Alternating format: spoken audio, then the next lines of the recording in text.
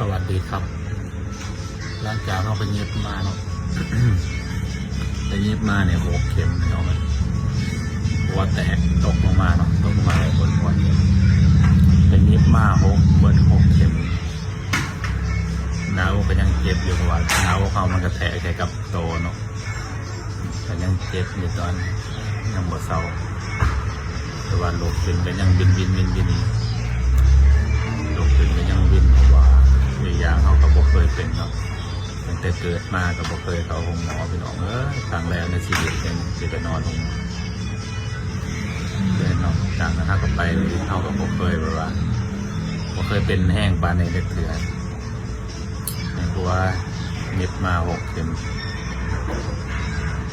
โรคขึ้นก็ยังบินพี่น้องใครเคยเป็นก็เป็นแบบเดียวกันบอกโรคขึ้นแล้วก็ที่บินเพราะว่าเลือด